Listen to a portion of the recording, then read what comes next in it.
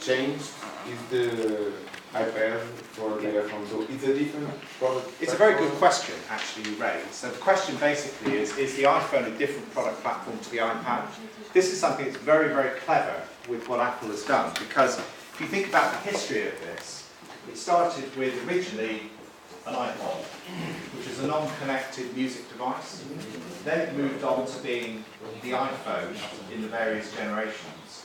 And then it's moved on to being the iPad. And then I would argue for Apple, the next opportunity is really to get the Apple TV sorted out.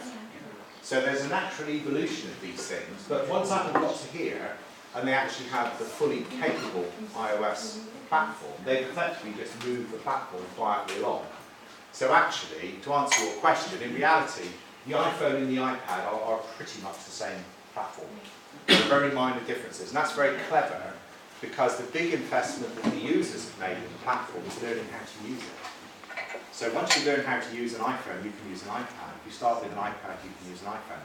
You can also use the Apple TV. It's harder at the moment because an Apple TV isn't quite like an iOS device, but I'm pretty sure the next one will look an awful lot like their iPhone. So they're very cleverly sort of moving key elements of the platform along with them. Yeah. They are extending the environment They are. and linking all Yeah. of them through iCloud and the messages.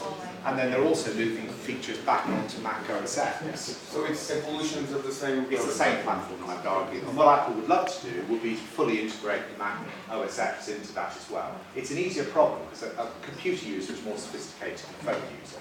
You know what it is. However, if anyway using that, you'll know you've got things like Launchpad. It's looking a bit more like a phone.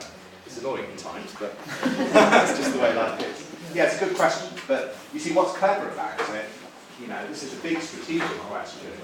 You don't really want to actually make decisions where you don't have to.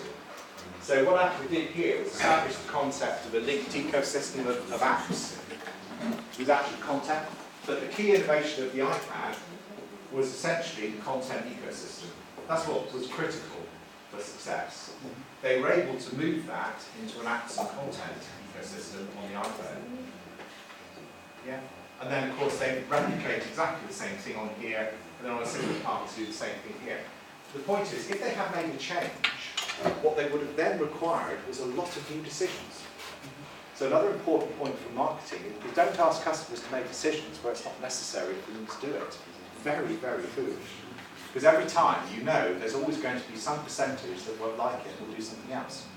So again, if you effectively can just quietly carry on adding value, I'd always recommend just quietly carry on. Never ask a customer for a decision unless you actually need them to make that decision. Just assume that the customer is happy. It's very, very important principle. Every time you say to a customer, do you really want this? You actually ask them to step back and say, well, actually, come to think of it, I didn't. We do this in the BMW Club all the time. It's very frustrating. Like every year we find ways of changing the payment systems. Every member has to go to the bank, change the standing orders, go to direct debit, go on the internet. We wonder why every year we lose 10% of members. They can't be bothered. You know, we never had to ask them that decision. Why didn't we just take the money from them? So yeah. Okay, so we're now on to disruptive technology.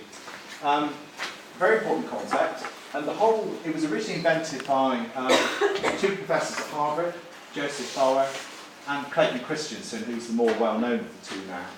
And the question they asked is, why is it so often the case that companies that lead their markets fail to stay at the top of their industries when technologies or markets change? Okay?